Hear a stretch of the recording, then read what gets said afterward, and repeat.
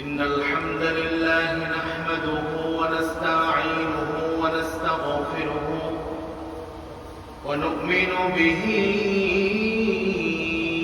ونتوكل عليه ونعوذ بالله من شرور أنفسنا ومن سيئات أعمالنا من يهده الله فلا مضل له ومن يضلله فلا هادي له أي فلن تجد له وليا مرشدا نشهد أن لا إله إلا الله وحده لا شريك له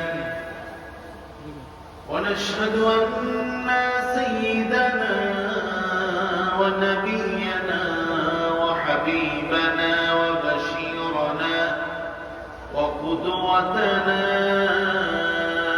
محمدا عبد الله ورسوله الذي أرسله بالحق بشيرا ونذيرا وداعيا إلى الله بإذنه وسراجا منيرا أما بعد فقد قال الله تعالى في كلامه المجيد وفرقان الحميد أعوذ بالله من الشيطان الرجيم بسم الله الرحمن الرحيم يا أيها الذين آمنوا ادخلوا في السلم كافة ولا تتبعوا خطوات الشيطان إنه لكم عدو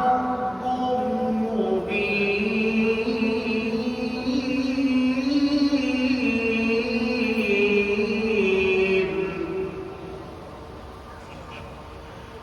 وقال تعالى في شان رسوله إرشادا لنا وتعليما إن الله وملائكته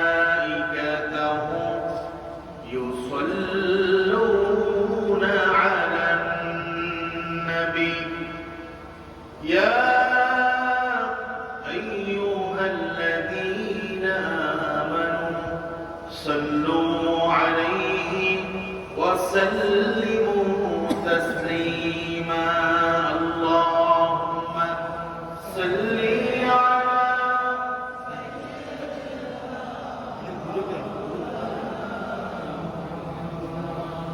وعلى آل سيدنا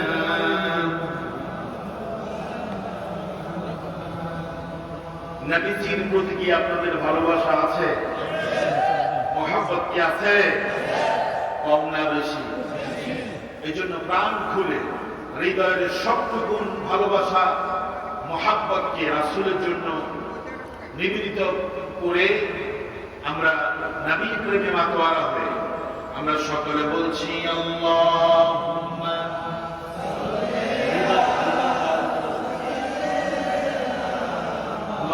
مولانا محمد وعلى آل سيدنا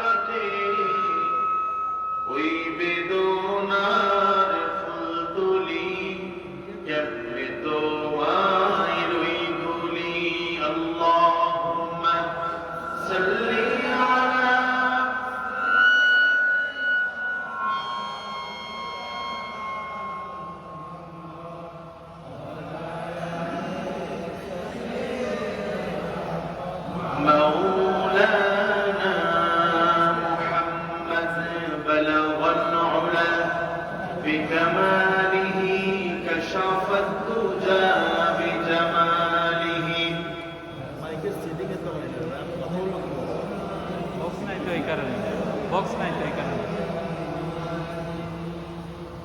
ঐতিহ্যবাহী লক্ষ্মীপুর জেলার রামগঞ্জ উপজেলাধীন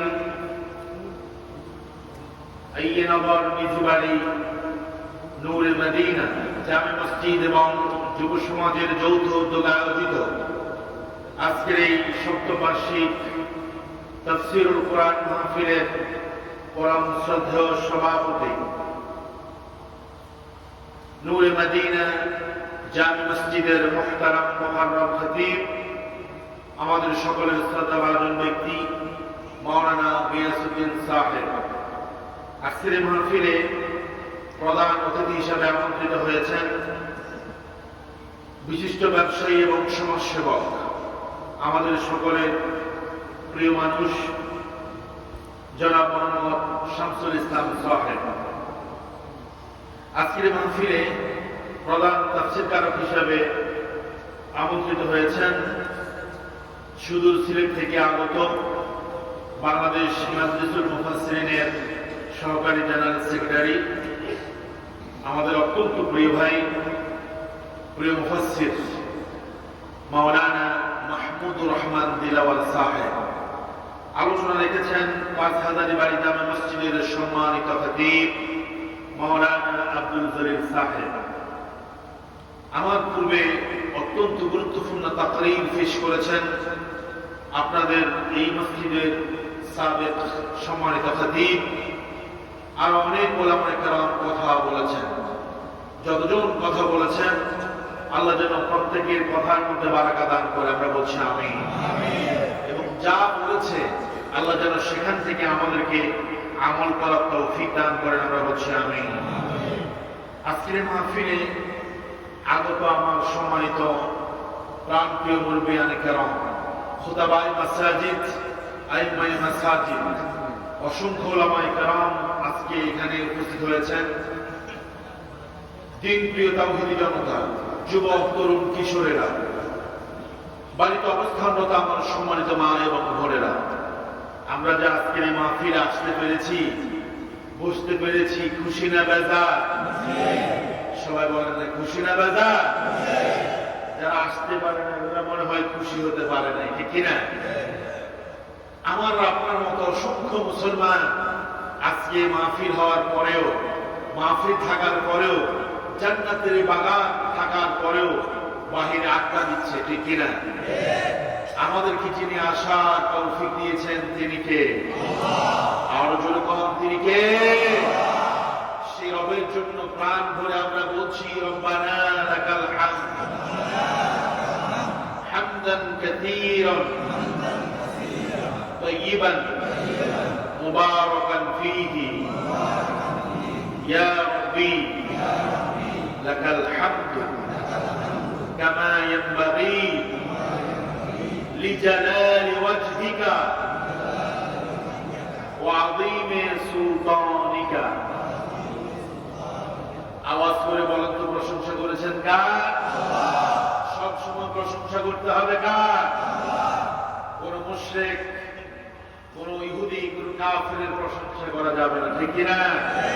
কোন ফাসিকের প্রশংসা করা যাবে না, ঠিক কিনা? কোন জালিমের প্রশংসা করা যাবে না। দীর্ঘ অনেক বছর আমরা জালিমের গুণগান গেয়েছি, প্রশংসা করেছি, সেই জালিম তার কর্মীদেরকে রেখে পালিয়ে গিয়েছে, ঠিক কিনা? আর প্রশংসা যদি আল্লাহ করতে পারে, আল্লাহ রহমত কিন্তু আপনার থেকে পালাবে না, ঠিক কিনা? আমি বলি, আমরা এই 16-17 বছর যাদের প্রশংসা করেছি, গুণগান করেছি, যাদের পিছনে স্লোগান দিয়েছি, বিপদে পড়ে ওরা পালিয়ে গিয়েছে, ঠিক কিনা? কিন্তু আমরা যদি আল্লাহ গোলামি করি, তার প্রশংসা করি, হামদ এবং তানা, বিপদে মুসিবতে যদি তার প্রশংসা করি, আল্লাহ রাব্বুল আলামিন দুনিয়া তো আমাদের সাথে থাকবে, আছে, পরকালেও সাথে থাকবে, ঠিক কিনা? সব সময় প্রশংসা করবেন কার? Praise be to Allah, the finisher and sustainer of the world. প্রশংসা তো হবে তার জন্য যার জন্য এই আসমান জমিন সৃষ্টি হয়েছে, যিনি সৃষ্টি করেছেন তিনি কে? আমরা কুরআন আল কারীমের প্রথমেই যে সূরা পড়ি সূরাতুল ফাতিহা, এই সূরা ফাতিহার শুরুতে কার প্রশংসা? আলহামদুলিল্লাহি রাব্বিল আলামিন। সমস্ত প্রশংসার মালিক কে? বিশ্বজাহানের রব কে? সে আল্লাহর জন্য প্রশংসা, ঠিক কি না? আবার আমরা যখন কোনো কিছু খাই, খাওয়ার শুরুতে কার নাম নেই? আমরা যখন ঘুমাতে যাই কার নাম নেই? যখন ঘুম থেকে উঠি প্রশংসা করি কার? যখন আমরা বিপদ এবং মুসিবতে পড়ি কার নাম নেই? আল্লাহ যেন আমাদেরকে কবুল করে, বলে না আমি আরো জোরে করে আমি। যারা এখনো বাহিরে আছেন, কোরআনের বরকত দিতে পারেন নাই, আপনার মতো হতভাগা আর হবে না যদি আপনি আজকে না আসতে পারেন, ঠিক কিনা? এই জন্য আমি মনে করছি 10 মিনিটের ভিতরে পুরো প্যান্ডেল ফুরে যাবে ইনশাআল্লাহ। আজকে মাহফিলে তরুণ যুবক যারা আছেন তারা একটু হাত তোলেন, তাদের হাতটা দেখতে চাই। তরুণ যুবকেরা মাশাআল্লাহ, অনেক তরুণ যুবক এসেছে। লিল্লাহি তাকবীর। এবার বৃদ্ধ আমাদের মুরব্বী, আমাদের কলিজার টুকরা মুরব্বী যারা আছেন তারা একটু হাত তোলেন মাশাআল্লাহ। ওনাদের সংখ্যা কিন্তু কম না, ঠিক কিনা? ফেলে দেওয়ার মতো না।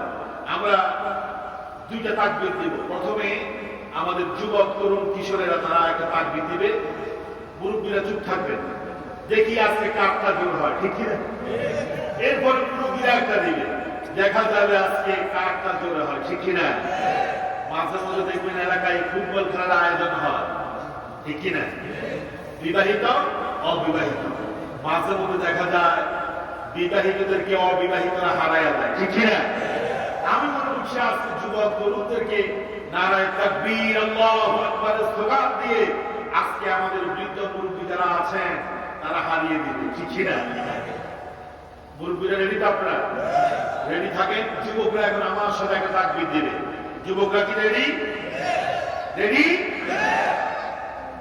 নারায়ে তাকবীর, লিল্লাহি তাকবীর। এবার মুরব্বীদের পালা, ঠিক কিনা? মুরব্বীরা গলা পরিষ্কার করে দিতে কিন্তু খবর আছে। মুরব্বীরা রেডি তো?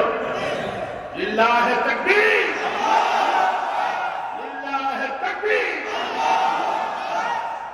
আওয়াজ কিন্তু জোর হচ্ছে, ঠিক কিনা? এবার আমরা উভয় যুবক তরুণ কিশোর আবাল বৃদ্ধ বনিতা সবাই মিলে একজনের নামে স্লোগান দেব, তিনি কে? নারায়ে তাকবীর, লিল্লাহি তাকবীর। আল্লাহ কবুল করুন। আপনারা খুশি না বেজা? তাকবীর দিয়েছি এজন্য আশপাশে যেন কোনো শয়তান থাকলে দূরে চলে যায়, ঠিক কিনা? গেটের মধ্যে যারা দাঁড়িয়ে আছেন আমি দোয়া করব, যদি ভিতরে বসে যায় আমি দোয়া করব। আমরা এখনই কোরআন আল কারীম থেকে কথা শুরু করব ইনশাআল্লাহ। আমি আপনাদের থেকে সবক নেব। আজকে আমরা যে সূরা থেকে কথা বলবো সেই সূরাটা হলো কোরআন আল কারীমের 2 নম্বর সূরা, সূরা আল বাকারা। সূরা বাকারার মধ্যে আয়াত আছে 286টা। কয়টা? সবাই কিন্তু আমার সাথে কথা বলে, যেহেতু আমি আপনাদের মেহমান, ঠিক কিনা?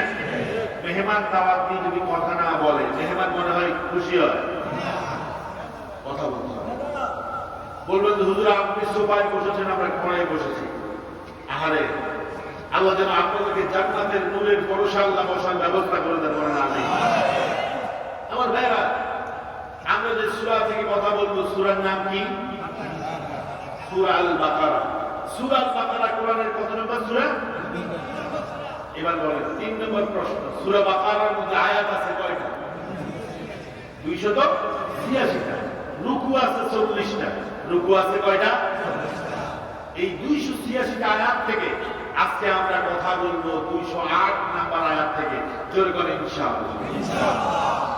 আচ্ছা, এখানে আমরা যারা বসে আছি হিন্দু কেউ আছে?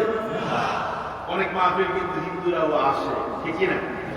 আমি ইন্ডিয়ার হলদিয়াতে যখন প্রোগ্রাম করেছি, এক পাশে দেখলাম অনেকগুলো চেয়ার এবং সেখানে কিছু ভাইয়েরা বসা। আমি তাদের পোশাক দেখে চিন্তায় পড়ে গেলাম, এরা এখানে আসলো কেন? মাহফিল কমিটি বলছে, হুজুর আমরা যখন প্রোগ্রাম করি তখন হিন্দু ভাইয়েরা আমাদের মাহফিলে আসে, তাদের বসার জন্য আমরা মাহফিলের এক কর্নারে সুন্দর চেয়ারের ব্যবস্থা করি। আল্লাহু আকবার। হতে পারে আমাদের এই মাহফিলের আশপাশেও অথবা ভিতরেও কোন অমুসলিম থাকতে পারে, ঠিক কিনা? পারে না এরকম? আল্লাহ যেন তাদেরকে কোরআনের নূর দিয়ে, হিদায়াতের নূর দিয়ে আল্লাহ যেন মুনাফফার করে দেন, বলেন আমিন। আলোচনা করেন আমিন। আমার কাছে একটা জিনিস ভালো লাগতেছে, সেটা কি, যে মানুষ আমরা আলহামদুলিল্লাহ যা আছি সবাই সচেতন কথা বলে। অনেক মাহফিলে আছে হাজার হাজার মানুষ শ্রোতা, কিন্তু কথা বলে না।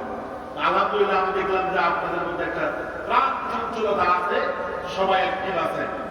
আলোচনা শেষ পর্যন্ত শুনবেন, কারা কারা হাত তোলেন। আমার বড় একজন বক্তা আছে, ঠিক কিনা? আলহামদুলিল্লাহ উনি আপনাদেরকে উজ্জীবিত করবে। এই শীত থাকবে না ইনশাআল্লাহ। আমার ভাইরা, আসুন আমরা কথা না বলে, কথা না বাড়িয়ে আমরা কোরআন আল কারীম থেকে তাফসীর শুরু করি। যেহেতু আজকের মাহফিল হচ্ছে তাফসীরুল কোরআন মাহফিল, ঠিক কিনা?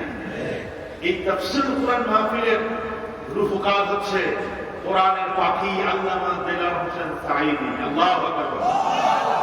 ঠিক কিনা বলেন? এক সময় এই বাংলাদেশে এই তাফসীরুল কোরআন মাহফিলের প্রচলন ছিল না।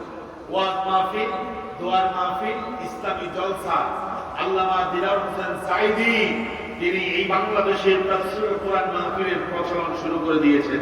সুবহানাল্লাহ। আজকে কি তিনি দুনিয়াতে আছেন? হ্যাঁ। কিয়ামত পর্যন্ত যত তাফসীরুল কোরআন মাহফিল বাংলাদেশে হবে, প্রত্যেকটা মাহফিলের সওয়াব আল্লাহ সুবহানাহু ওয়া তাআলা তার গোলামের কবরের মধ্যে পৌঁছে দিবে, ঠিক কি না বলেন? এদেশে কথা বলেছেন আল্লামা আজিজুল হক, আল্লামা ফজলুল করিম এবং অনেক বড় বড় ওলামায়ে কেরাম এই দেশের মাহফিলগুলোকে আবাদ করেছে। আল্লাহ প্রত্যেকের কবরকে মুনাফফার করে দেন, আমরা বলছি আমিন। সকলে আমার সাথে পড়ুন, আউযু বিল্লাহি মিনাশ শাইতানির রাজীম, বিসমিল্লাহির রাহমানির রাহিম, ইয়া আইয়ুহাল্লাযীনা আমানু দুখুলু ফিস-সিলমি কাফা ওয়া লা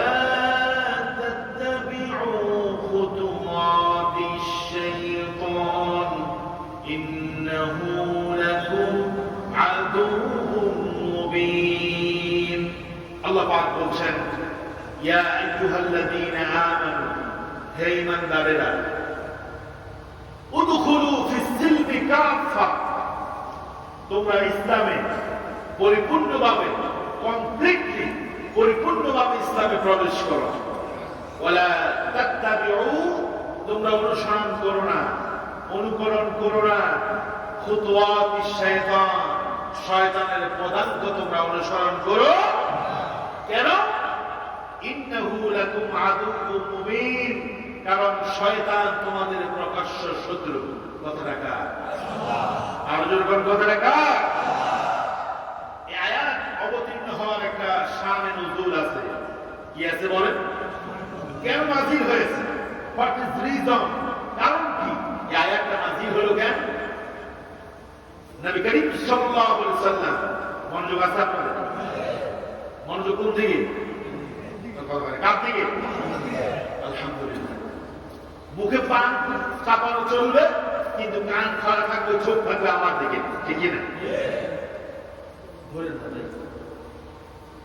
নবী করিম সাল্লাল্লাহু আলাইহি ওয়াসাল্লাম তিনি যখন মক্কা থেকে হিজরত করে মদিনায় চলে গেল।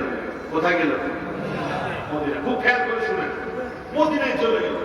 যাওয়ার পরে ইহুদিদের একজন আলেম, ইহুদিদের একজন পণ্ডিত, নাম হচ্ছে আব্দুল্লাহ ইবনে সালাম। কি নাম? ইহুদিদের মস্ত বড় পণ্ডিত। তাওরাত কিতাব তার মুখস্থ ছিল, সে তাওরাতের হাফেজ ছিল এবং তাওরাত কিতাবের মধ্যে কিন্তু শেষ যুগে একজন নবী আসবে, তার কথা আছে, আছে কিনা? আছে। তিনি তাওরাত কিতাব অনুযায়ী মুহাম্মদ সাল্লাল্লাহু আলাইহি ওয়াসাল্লাম সঠিক নবী কিনা এটা বোঝার জন্য নবী করিম সাল্লাল্লাহু আলাইহি ওয়াসাল্লামের কাছে আসলেন। এসে অনেকগুলো প্রশ্ন করলো, করার পরে দেখলো তাওরাতের মধ্যে যেভাবে বলা আছে হুবহু নবী করিম সাল্লাল্লাহু আলাইহি ওয়াসাল্লামের ভিতরে সেই গুণগুলো, সেই বৈশিষ্ট্য, কোয়ালিটিগুলো আছে। আল্লাহু আকবার। তিনি মনে করছে হয়তো নবী দাবি করছে, না, আসলে মুহাম্মদ সাল্লাল্লাহু আলাইহি ওয়াসাল্লাম তিনি আসলেই আল্লাহর পক্ষ থেকে নবী।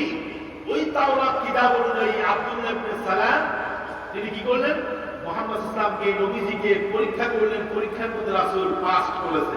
সুবহানাল্লাহ। এবার আব্দুল্লাহ ইবনে সালাম বলল, আন্নাকা রাসূলুল্লাহ, আমি একথা স্বীকৃতি দিচ্ছি আপনি আল্লাহর রাসূল, আল্লাহ নবী, এতে কোনো সন্দেহ নেই। ও মুহাম্মদ সাল্লাল্লাহু আলাইহি ওয়াসাল্লাম, আমাকে আপনি কালেমা পড়ে মুসলমান বানায়া দেন, আমি ইসলাম কবুল করতে চাই।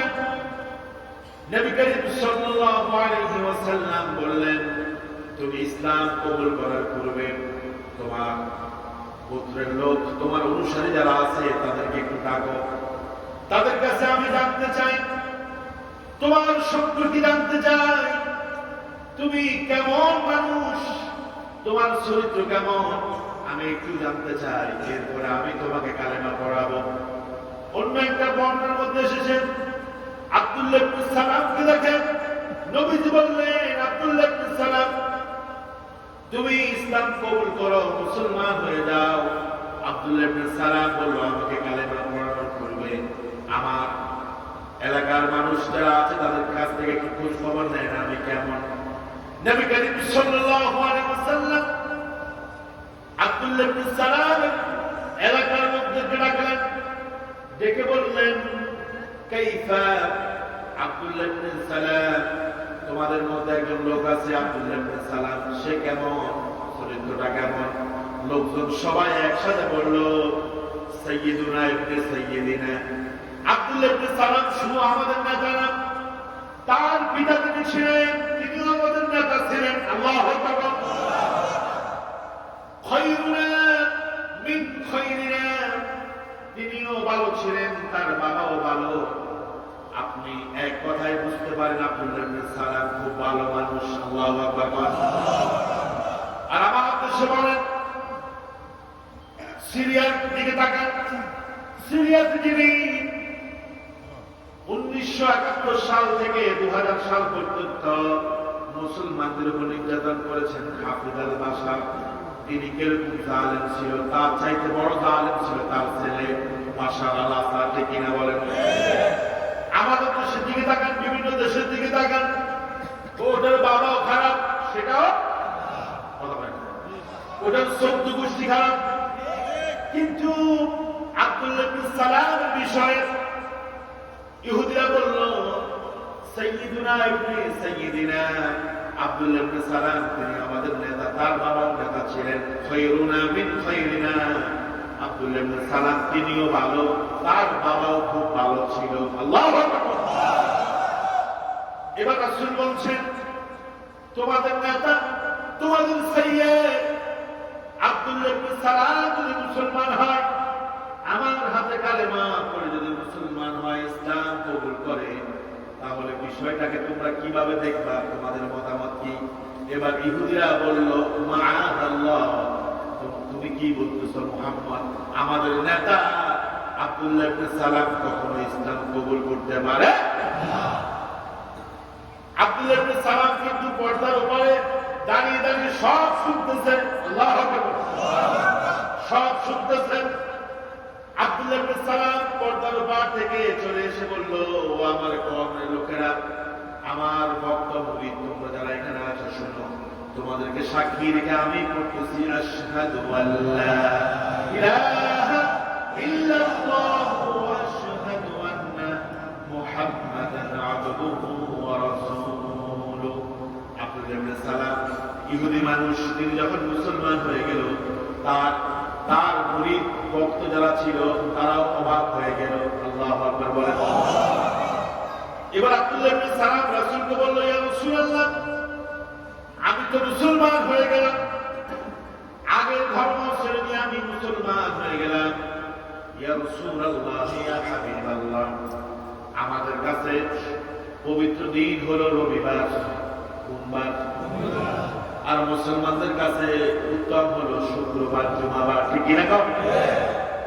জুমা হচ্ছে সাইয়্যিদুল আইয়াম, সপ্তাহের মধ্যে শ্রেষ্ঠ দিন হচ্ছে জুমার দিন। ঠিক কিনা? আফসোসের বিষয় হচ্ছে এই দিনও কিছু মুসলমান গাফেল থাকে। ঠিক কিনা? জুমার নামাজ পড়তে আসে না, ব্যস্ততা দেখা আছে না? আছে, কপাল পোড়া।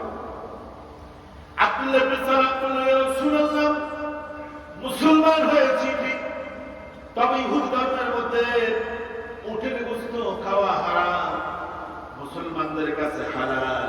ইয়া রাসূলুল্লাহ, আমি যদি মুসলমান হয়েছি, আমি উটের গোশত খাবো না, এটা আমার জন্য হারাম, যদি মুসলমানদের জন্য হালাল। ইয়া রাসূলুল্লাহ, মুসলমানদের কাছে জুমার দিনটা পবিত্র, আমিও জুমার দিনকে পবিত্র মনে করি। ইয়া রাসূলুল্লাহ, আমি মুসলমান হওয়ার পরেও রবিবারকে আমি সম্মান করব। এবারে ইহুদি ধর্মের কয়েকটা দিবসকে, জিনিসকে সে পালন করতে লাগলো। নবী করিম সাল্লাল্লাহু আলাইহি ওয়াসাল্লাম কোনো কথা বলে না, কারণ যতক্ষণ পর্যন্ত আসমান থেকে ওহী না আসে ততক্ষণ পর্যন্ত রাসূল কোনো কথা বলে না। মা ইয়ানতিকু আনিল হাওয়া ইন হুয়া ইল্লা ওয়াহয়ুন ইউহা। মুহাম্মদ হারগিজ না গুফতা, তা না গুফতা জিবরাইল, জিবরাইল হারগিজ না গুফতা, তা না গুফতা রব্বে করিম, রব্বে জালিল। আল্লাহ যতক্ষণ পর্যন্ত বলে না ততক্ষণ জিবরাইল কিছু বলে না, জিবরাইল যতক্ষণ না বলে আল্লাহর নবীও বলে না। রাসূল যা বলে সব কিছু হচ্ছে ওহী, ইন হুয়া ইল্লা ওয়াহয়ুন ইউহা। আল্লাহু আকবার। আমার দেশে 2-4 ক্লাস পড়ুয়া কিছু মুরব্বী আছে, তালাকের ফতোয়া দিয়ে দেয়। ঠিক কিনা? এক লোক 3 তালাক দিছে, এখন বিপদে পড়ে হুজুরকে বলছে, হুজুর আমি তো বিপদে পড়ে গেছি, আপনি তো মসজিদের মুয়াজ্জিন খাদেম, বউরে 3 তালাক দিছি রাগ করে, এখন রাগ করে দিয়েছি, তালাক হয়েছে কিনা? মুয়াজ্জিন ফতোয়া দিছে, রাগ করে দিয়েছেন, তালাক হয় নাই, কারণ মুয়াজ্জিনকে আগেই 500 টাকা হাদিয়া দিছে। ঠিক কিনা? বলুন ঠিক কিনা? বড় হুজুরের কাছে যায় না ফতোয়া খোঁজ করার জন্য, মুয়াজ্জিন সাহেবের কাছে ফতোয়া নিতে আসে, কারণ উনি জানতেন মুয়াজ্জিন সাহেবকে কিছু হাতিয়ে দিলে মোটামুটি ফতোয়া ভালো পাওয়া যাবে। আল্লাহ না, রাগ করার কিছু নেই। আবার আমার দেশে ভালো ভালো মুয়াজ্জিনও আছে, আছে কিনা? শিক্ষিত, মার্জিত, এলেমওয়ালা, আদবওয়ালা মুয়াজ্জিনও আছে। ঠিক কিনা? সবাইকে আমি খারাপ বলবো না, সবাই খারাপ না, আবার সবাই ভালো। দেখেন বলতেছি কোথা থেকে বললাম, স্বয়ং রাসূল সাল্লাল্লাহু আলাইহি ওয়াসাল্লাম যেটা জানতেন না সেটা রাসূল বলতেন না। আল্লাহু আকবার। এটাই তো আদব। ঠিক কিনা? নিজেকে মানে এলেমওয়ালা বোঝানোর জন্য মাঝে মধ্যে অনেকে ফতোয়া দিয়ে দেয়, আবার হুজুর অনেক সময় ফতোয়া দেয় না, কিছু সাহাবরা ফতোয়া দেয়। কথা বলা ঠিক কিনা? কথা বলা ঠিক কিনা? বিগত আমলে আমরা দেখেছি যে হুজুররা ফতোয়া দিতে পারবে না, এরকম একটা আইন তারা জারি করতে চেয়েছিল। ঠিক কিনা? কোন ফতোয়া দিবে? নবী করিম সাল্লাল্লাহু আলাইহি ওয়াসাল্লাম বলেছেন, কিয়ামতের পূর্বে জাহেলের সংখ্যা বেড়ে যাবে, আলেম ফতোয়া দিবে না, ফতোয়া দিবে জাহেল। কথা বলা ঠিক কিনা? আল্লাহ রাসূল চুপ রইলেন, কোনো কথা বললেন না। জিবরাইলকে রাসূল চুপ থাকার কারণে আল্লাহ সুবহানাহু ওয়া তাআলা সমাধান দিয়ে দিলেন। আর শাহিদ থেকে জিবরাইল আসলো, এসে বলল, ইয়া রাসূলুল্লাহ, বললেন যে সালাম যেটা বলছে ইসলামের কিছু মানবে, আবার তার পূর্বে ধর্ম ইহুদি ধর্মের কিছু মানবে। ইয়া আইয়ুহাল্লাযীনা আমানু দুখুলু ফিস সিলমি কাফা। আল্লাহ পাক বলেন, এটার কোনো সুযোগ নাই। সুবিধাবাদ জিন্দাবাদ হওয়া যাবে।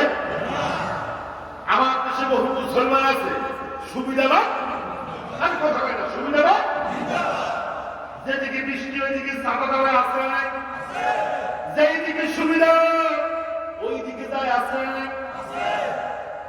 বিগত সরকারের আমলে তারা পোস্টার লিফলেট ব্যানার লাগিয়েছে, জয় বাংলা জয় বঙ্গবন্ধু। 5 তারিখের পরে তারা এখন বিএনপি জামাত হয়ে গেছে, ঠিক কিনা?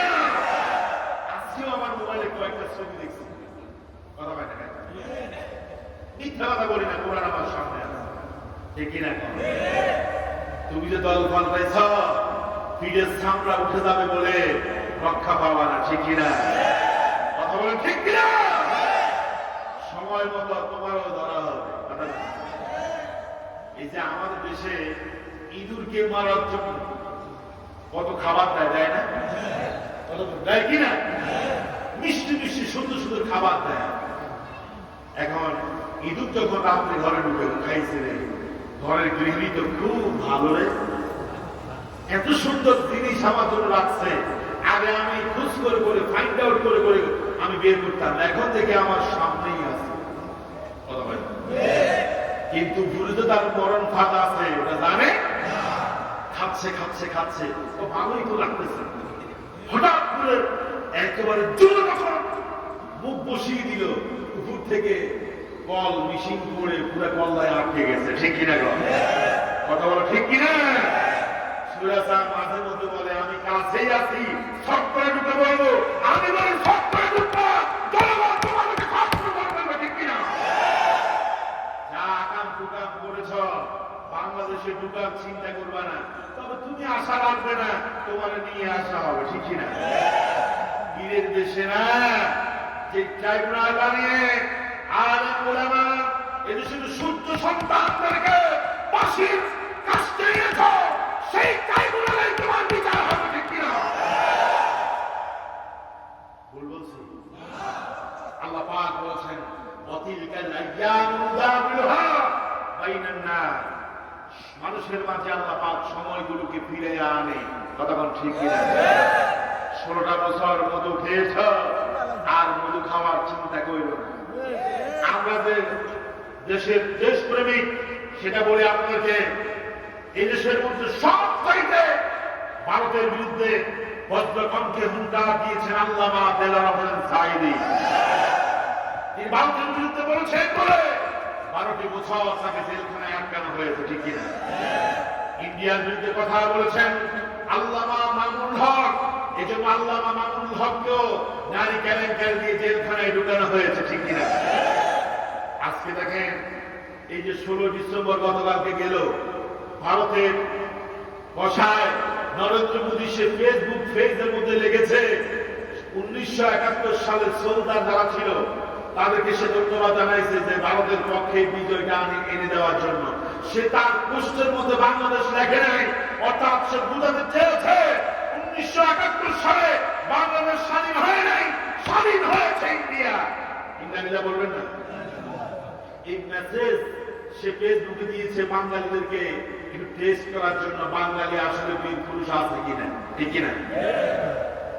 সে দাবি করছে 1971 সালের বিজয় এটা বাংলাদেশের না। আল্লাহ প্রথম দিয়ে বলি, তার ভেরিফাইড ফেসবুক পেজে ঢুকবেন, যেখানে কত মিলিয়ন যেন আপনার ভিউজ আছে, ফলোয়ার্স আছে, এটা তার অরিজিনাল রিয়েল ফেসবুক পেজ। সে সেখানে লিখেছে ইন্ডিয়ার বিজয় হয়েছে, ইন্ডিয়ার কাছে পাকিস্তান কি করেছে, বাংলাদেশকে হস্তান্তর করেছে। চিন্তা করেন, এরপরও আমরা যদি বলি যে ভারত আমাদের বন্ধু, বন্ধু না, ভারত আমাদেরকে তাদের অঙ্গরাজ্য মনে করে, ঠিক কিনা?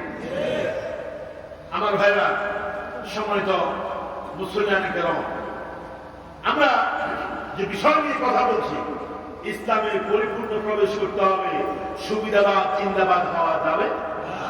সবাই কার নাই জিন্দাবাদ সুবিধাবাদ হওয়া যাবে? যেই দিকে ছাতা বৃষ্টি ওই দিকে ছাতা করা যাবে না, সুবিধাবাদ জিন্দাবাদ হওয়া যাবে না। আপনি যদি নিজেকে মুসলমান পরিচয় দিতে চান, তাহলে কমপ্লিটলি মুসলমান হতে হবে। ইসলামের কিছু করবেন, মুনাফিকের মতো কিছু করবেন, কাফের মুশরিকের মতো কিছু করবেন, আপনি নিজেকে মুসলমান পরিচয় দিতে পারবেন না। এই জন্য তো আল্লাহ রাব্বুল আলামিন কুরআনুল কারীমের সূরা আল ইমরানের 102 নম্বর আয়াতের মধ্যে বললেন, ইয়া আইয়ুহাল্লাযীনা আমানু তাকুল্লাহা হাক্কা তুকাতিহি ওয়া লা তামুতুন্না ইল্লা ওয়া আনতুম মুসলিমুন। জোরে বলেন আল্লাহু আকবার। না হয় না, আরো জোরে বলেন আল্লাহু আকবার। আল্লাহ পাক ঈমানদারদেরকে বললেন, ও ঈমানদাররা, আমি আল্লাহকে ভয় করার মতো ভয় করো। সত্য করে বলেন, আমাদের ভিতরে কি আল্লাহর ভয় আছে নাকি? কি আছে? ভয় আসলে আমাদের ভিতরে আল্লাহ নাই, ঠিক কিনা কম? কিছু মানুষের ভিতরে থাকতে পারে, কিন্তু অধিকাংশ মানুষের ভিতরে আল্লাহর ভয় নাই, ঠিক কিনা? আচ্ছা, এখন ভয় যদি থাকতো, সমাজে কি সুদ চলতো, ঘুষ চলতো, জেনা ব্যবসা চলতো, চাঁদাবাজি, টেন্ডারবাজি, জেনাবাজি, চাপ, অন্যের জমির জাল দলিল করা? আমাদের ভিতরে তো আল্লাহর ভয় নাই। এই জন্য দেখা যায় উপর দিয়ে হলো আল্লাহ, ভিতর দিয়ে হলো মানুষের জমিন চুরি করা, ঠিক কিনা? এখন অনেক হাজি সাহেব আছে, রাগ করবেন, হুজুর কি বলছি এটা? না, আপনার বলি নাই, আপনি ভালো, আলহামদুলিল্লাহ। কিন্তু ইসলামের নাম দিয়ে, আলহাজ নাম দিয়ে অসংখ্য মানুষ আছে বেজাল, ঠিক কিনা? কথা বলে আছে কিনা? হয়তো আপনাদের এই আইয়ে নগরে নাই, অন্য জায়গায় আছে। কথা বলে এই জন্য আমার ভাইয়েরা, আল্লাহ পাক বলছে আমাকে ভয় করার মতো ভয় করো। ওয়ালা তামুতুন্না ইল্লা ওয়া আনতুম মুসলিমুন। খবরদার তোমরা মুসলমান না হয়ে খবরে যেও না। এই কথা যিনি বলেছেন তিনি কে? আর আওয়াজ দিয়ে বলেন, তিনি কে? মুসলমান না হয়ে কবরে যাওয়া যাবে?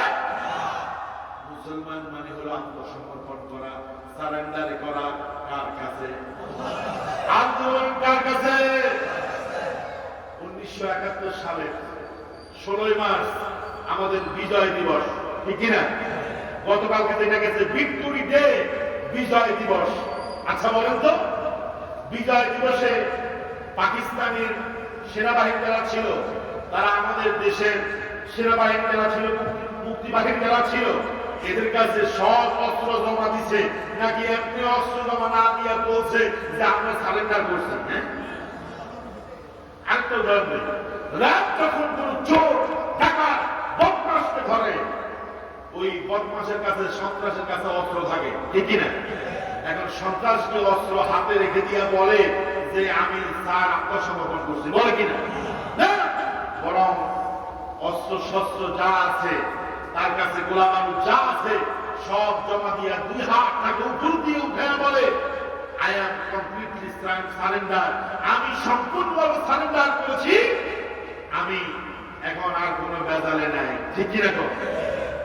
আপনি যদি মুসলমান হয়ে থাকেন, নিজেকে মুসলমান দাবি করে থাকেন, আপনার মন গড়া কোনো কিছু চলবে না, আপনার নিজের খেয়াল খুশি মতো কিছু চলবে না। আপনি সকাল থেকে শুরু করে ঘুম যাওয়া পর্যন্ত এই সময়টুকুতে যা করবেন সব কিছু কার নির্দেশ অনুযায়ী হবে। আর এখন আমরা আছি, নামাজ পড়ি, আল্লাহর নির্দেশ মানি, কিন্তু দিন প্রতিষ্ঠা করা ফরজ, এই বিষয় যখন আসে তখন আমরা বলি না, এটা আমরা নাই, ঠিক কিনা? বলে নামাজ পড়ে ফরজ, বিয়ে শাদীর মধ্যে ইসলাম লাগবে। এখন উনি বলে না, বিয়ে শাদীর মধ্যে আবার কিসের ইসলাম?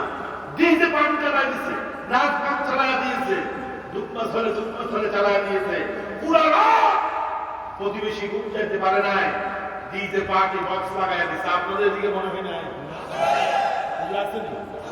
আপনার মানতে পারেন আছে কিনা? আমি বলি শুনেন, ইসলাম এত সস্তা না। আপনি নামাজ পড়লেন, আবার এখান দিয়ে বাদ্যটা বাজায় দিলেন মেয়ের বিয়েতে, ছেলের বিয়েতে, আপনি মনে করবেন যে আপনি মুসলমান হয়ে গেছেন, তা না, ঠিক কিনা? কম এক মুরব্বী, তারা আমি বললাম যে আপনি মসজিদের সেক্রেটারি, আপনার ছেলের বিয়ে বাড়িতে আপনার বক্স বাজিয়ে সারা রাত ধরে মানুষকে কষ্ট দেওয়া হচ্ছে, আপনি নিষেধ করছেন না কেন? উনি কয় পোলাপান একটু আমার ফুর্তি করবে, এখানে মধ্যে বাধা দেওয়ার কি আছে? বাধা দেওয়া কি আছে? দেখেন নবী করিম সাল্লাল্লাহু আলাইহি ওয়াসাল্লাম বলছেন আত-তাইয়ুস আল্লাযী ইউকিরু ফি আহলিহি মিনাল খুবুস। আমরা অনেক সময় তাইয়ুস বলি কাদেরকে? মহিলাদেরকে। না, তাইয়ুস লফজুল মুযাক্কার, এটা পুরুষবাচক শব্দ। তাইয়ুস আর বলা হয়নি। রাসূল বলেছেন আত-তাইয়ুস আল্লাযী ইউকিরু ফি আহলিহি মিনাল খুবুস। তাইয়ুস তো হচ্ছে সেই ব্যক্তি, ওই পুরুষ যে তার পরিবারের মধ্যে অস্থিরতা, বেহায়াপনা, নষ্টামি যা আছে এগুলাকে একরার করে স্বীকার করে। নাচ হচ্ছে, গান টানতে হচ্ছে, বেহায়াপনা হচ্ছে, নারী পুরুষ একসাথে গায়ে হলুদের নামে মাখামাখি হচ্ছে, উনি কয় ওরা একটু আনন্দ ফুর্তি করুক, কি হয়েছে? উনি মসজিদের সেক্রেটারি। আচ্ছা বলেন, ওনার মধ্যে কি পরিপূর্ণ ইসলাম আছে? ফতোয়া কিন্তু আপনারা দিয়েছেন। ইসলাম কি পরিপূর্ণভাবে আছে? এজন্য তো আল্লাহ পাক বলছেন ইয়া আইয়ুহাল্লাযীনা আমানু দুখুলু ফিস-সিলমি কাফা, অর্থাৎ পরিপূর্ণভাবে। কিছু মানবেন না, মুসলমান হওয়া যাবে। আচ্ছা আপনাদেরকে একটা উদাহরণ দেই। আপনি রাজপথ থেকে ঢাকা যাবেন, কোথায় যাবেন?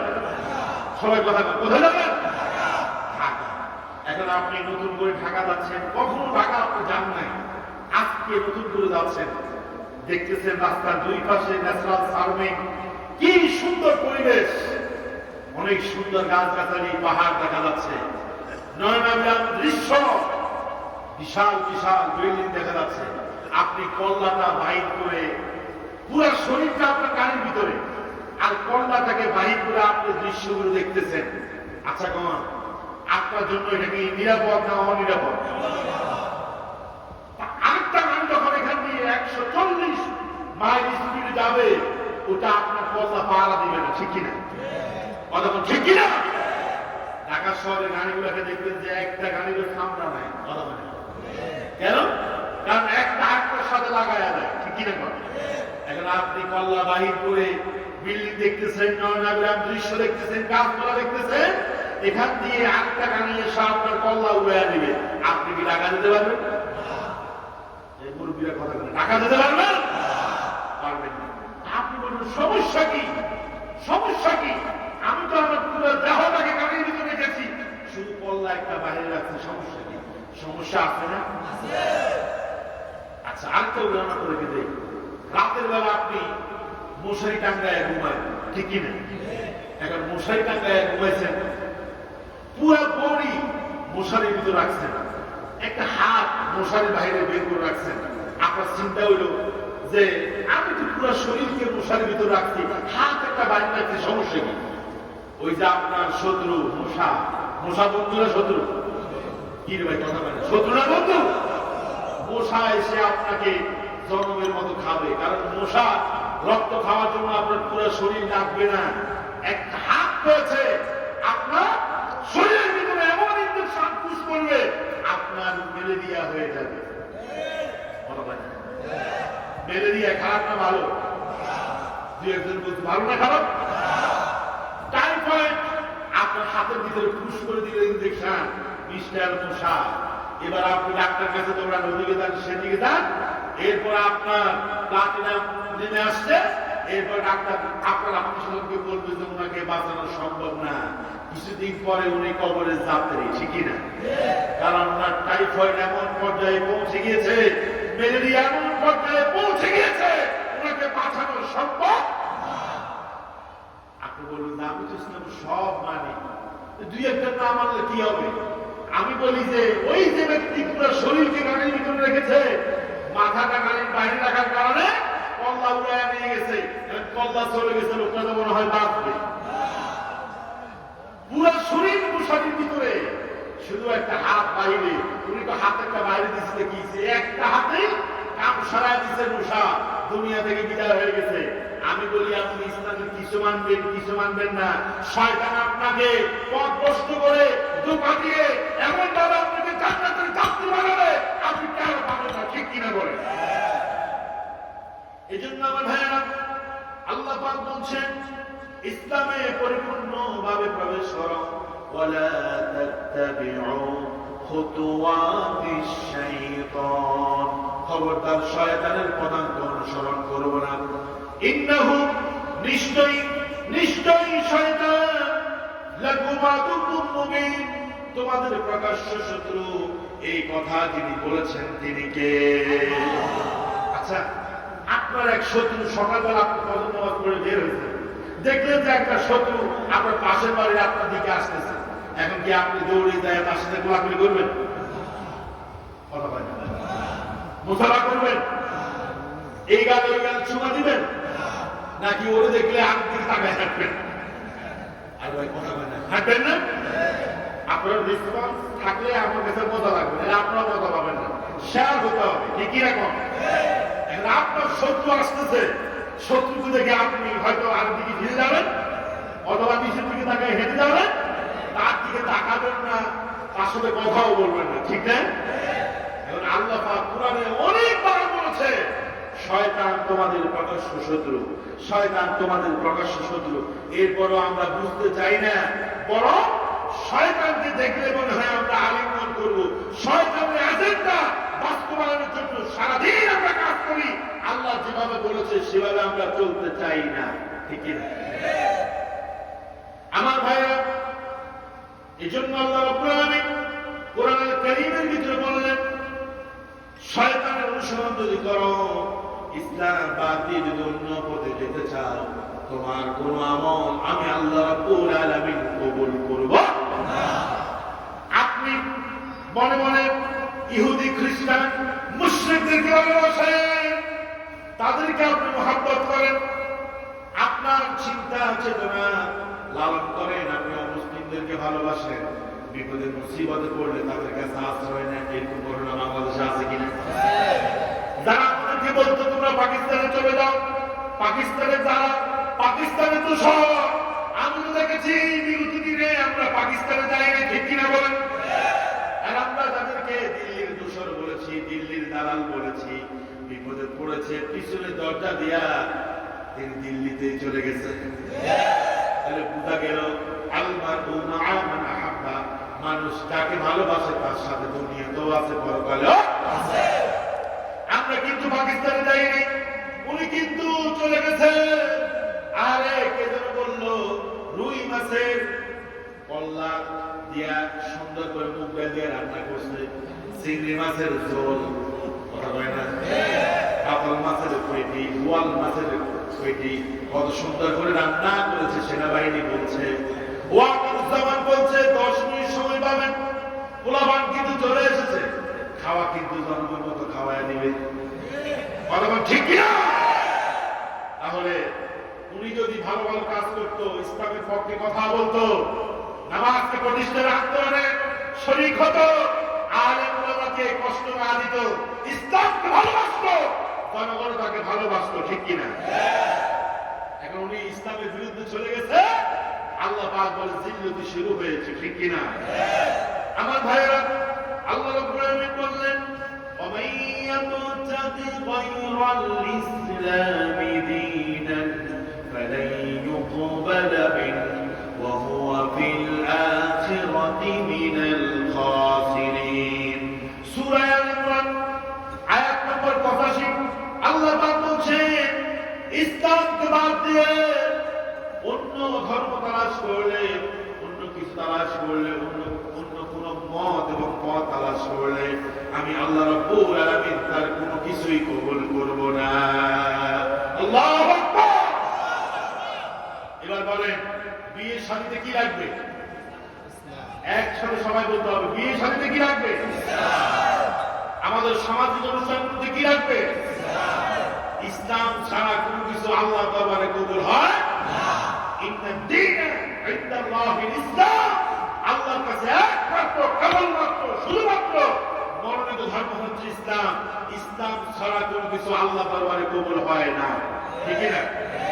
আমি আমার বীরগঞ্জ কেন্দ্রীয় মসজিদে জুমার আলোচনায় একদিন বললাম যে এই দেশে যেন ইসলাম প্রতিষ্ঠিত হয়, এই দেশে ইসলাম যেন প্রতিষ্ঠিত হয়, কারা কারা ছাড় হাত তোলে। আচ্ছা, আপনারা তুলছেন, ওনারাও তুলছেন, পরের দিন একটা গ্রুপ তারা অপপ্রচার করলো যে খতিব সাহেব হুজুর সবাইকে বলতে জামাত ইসলাম ক্ষমতায় আসুক, কারাগার আছে।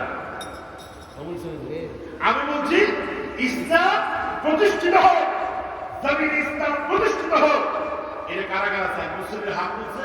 এখন এক গুরু বললো যে হুজুর বলছে জামাত ইসলাম ক্ষমতায় আসুক, কারাগার আছে। চিন্তা করেন আমার ভাইরা, ইসলাম আল ইসলাম মুস্তাক্কাম মিনাস সালম, ইসলাম শব্দটির উৎপত্তি হয়েছে শান্তি, সেলমন থেকে। সেলমন মানে শান্তি। ইসলাম আছে যেখানে শান্তি আছে সেখানে। এই যে আপনারা বসে আছেন, আমি কোরআন থেকে কথা বলছি, এখানের মধ্যে ইসলামিক পরিবেশ বজায় আছে। আচ্ছা এখানে কি কোথাও মারামারি আছে? মারামারি আছে? রিক্সাওয়ালা আপনার সাথে বসছে, আপনার কোটিপতি, আপনি কি বলতে পারবেন যে সরে যাও, আমি কোটিপতি, আমার গায়ের মধ্যে দামি সেন্ট দেওয়া আছে, তোমার গায়ের থেকে দুর্গন্ধ বের হয়। মসজিদে আপনার পাশে একজন ঠেলাওয়ালা এসেছে, কৃষক এসেছে, দিন মজুর এসেছে, আপনি কি তাকে আপনার পাশ থেকে সরিয়ে দিতে পারবেন? পারবেন না, কারণ ইসলাম এটাকে সাপোর্ট করে না। তাহলে ইসলাম যেখানে শান্তি আছে আর ইসলাম যেখানে নাই সেখানে শান্তি। আমি মুসলমান, তখন নিজেকে বলছেন যে আমি মুসলমান, এবার আপনার নিজের কোনো খেয়াল খুশি চলবে না, চলবে?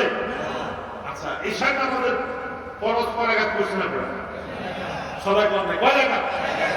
এখন আপনি যদি বলেন যে নামাজ যত রুকু যত সেজদা ততই তো সওয়াব, আমি একটু 6 রাকাত পড়বো, ইমাম সাহেব যদি 6 রাকাত পড়তো 5 রাকাত পড়তো, আপনারা লোকমা দিতেন না?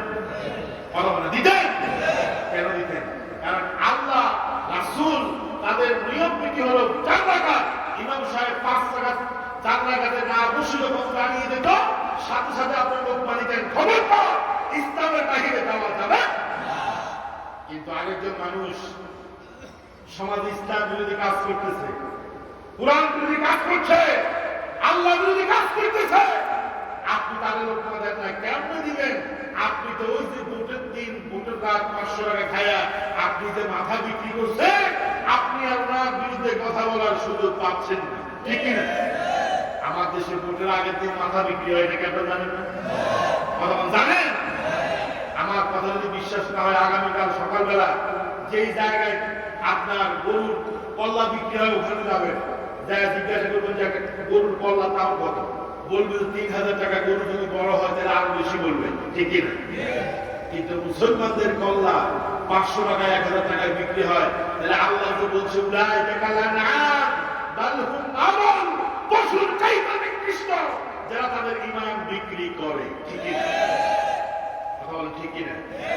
মসজিদে এসে আমরা ইসলাম খোঁজ করি, ইমাম সাহেব নিয়োগ দিলে ওই বাবা ইমাম সাহেবের 14 গোষ্ঠী খোঁজ খবর নেয়। এই ইমামের বাড়ি কোথায়, ইমাম দল করে কিনা, তার বাবা কোন দল করে, কথা বলে। ইসলামী বীরগঞ্জ মসজিদে খতিব হিসাবে নিযুক্ত হয়েছে, আলহামদুলিল্লাহ। আমি শুনলাম যে 20 থেকে 22 জন ইন্টারভিউ দিয়েছে। আমি সিভি জমা দিয়েছি, আমার সিভি হারাই গেছে। কারণ চিন্তা করছে হাতি ঘোড়া গেল দল, বাংলাদেশে অনেক বড় বড় লোক আলেম এখানে ইন্টারভিউ দিচ্ছে। এখন আমার টুপি দেখে আমার খোঁজ খবর নিয়ে দেখলো যে না, উনি তো কথা বলেন নাই, আন্দাজ মানে আমার এক দলের বর্ণনা জমা দিচ্ছে, আমার সিবি দরখাস্ত হারায় ফেলছে। এখন কারোর যখন পছন্দ হচ্ছে না, সবাই ইন্টারভিউ দিচ্ছে, সর্বশেষ আমার ডাক দিচ্ছে, যদি এক জুমা পড়াতে পারেন আসেন। আমি ইন্টারভিউ দিলাম, জুমা পড়ালাম, জুমা পড়ানো শেষ, সালাম ফিরানো শেষ, পিছনে হয়েছে শুরু হয়েছে। আমি চিন্তা করছি খাইছে আমার কোনো ভুল হয়েছে কি? মুসলিমরা বলতেছে এক যুগে, সবাই বলতেছে এই খতিব নিয়োগ না দিলে আমরা মসজিদে আসবো না। আবার বললেন দেখেন আমার কোনো যোগ্যতা নাই, আমি কোরআন থেকে হাদিস থেকে কথা বলেছি, ওদের পছন্দ হয়েছে, আমারও তারা নিয়োগ দিয়েছে, পয়সা রাখা। এখন আমার নিয়োগ দেওয়ার পরে পাই না, 3 জুমা 4 জুমা শেষ, কিরে শুনলাম যে আমার পছন্দ হয়েছে, কোন দেয় না গায়ে, খবর দেয় না গায়ে। আমি শুনলাম ভিতরে আমার 14 গোষ্ঠীর খবর দিছে, 14 গোষ্ঠীর খবর দিছে যে আমি কি করি, আমার বাবা মা আত্মীয় কোন দল করে কিনা, সব খবর নিয়ে ফাইনাল করলো যে ঠিক আছে আপনাকে আমরা রাখতে পারে, তবে কয়েকটা শর্ত দিচ্ছে, ঠিক কিনা? আমি বলি একজন ইমাম নিয়োগ দিতে, মুয়াজ্জিন নিয়োগ দিতে, খতিব নিয়োগ দিতে যতটুকু জাস্টিফাই করা হয়, যাচাই বাছাই করা হয়, সমাজের একজন ইমাম, চেয়ারম্যান, মেম্বার, এমপি, আমরা যে ভোট দিয়ে বানাই, যদি যাচাই বাছাই করে ভোট দিতে আমরা নির্বাচিত করতাম, সমাজের মধ্যে চোর, ডাকাত, দুর্নীতিবাজ থাকতো, ঠিক কিনা? কোটি কোটি টাকা লুট করে চলে গেছে। অনেকে খবর আগে পাইছে, আগে পালাইছে। যারা খবর পায় নাই চিন্তা করছে নেত্রী বলেছে, নেত্রী তো পালায় না। নেত্রী কি? নেত্রী পালাইছে, পালাইছে, ঠিক না? যে কর্মীরা সিঙ্গারার জন্য স্লোগান দিয়েছে, ওরা বিপদে পড়ে গিয়েছে, ঠিক কিনা? পুকুরে দেখবেন মাছ ধরলে বোয়াল মাছগুলো টপকে চলে যায়, আর সুরুপুটিগুলো আটকে যায়। সুরুপুটিগুলো মানুষ ধরাশায়ী করে, কিন্তু বোয়ালগুলোকে বড় বড় রুই কাতলাকে ধরতে পারে না, ঠিক কিনা? আমার ভাইরা, তবে আমি বলি জাল যদি মজবুত হয় আর জেলে যদি শেয়ানা হয়, তাহলে কিন্তু ঠিক মতোই আটকে, ঠিক কিনা? ডক্টর ইউনূস ওটা কিন্তু মারাত্মক জেলে আটকাবে, কথা বল ঠিক কিনা? কথা বল ঠিক কিনা? আর সর্বশেষ যিনি জালে আটকাবে তিনি কে? আপনি বলেন তিনি কে? এই জন্য আমার ভাইয়েরা, ইসলাম, মুসলমান নিজেকে পরিচয় দিবেন গর্বের সাথে, ঠিক কিনা? আমরা বিগত দিনে শুনেছি তুমি কে, আমি কে, বাঙালি বাঙালি। বলতে হবে তুমি কে, আমি কে, মুসলমান। আল্লাহ রাব্বুল আলামিন বললেন ومن أحسن قولا ممن دعا إلى الله وعمل صالحا وقال إنني من المسلمين جل الله أكبر খারাপ লাগতেছে? ছেড়ে দেব? আমার ভাইরা, আল্লাহ রাব্বুল আলামিন বললেন ومن أحسن قولا ممن دعا إلى الله,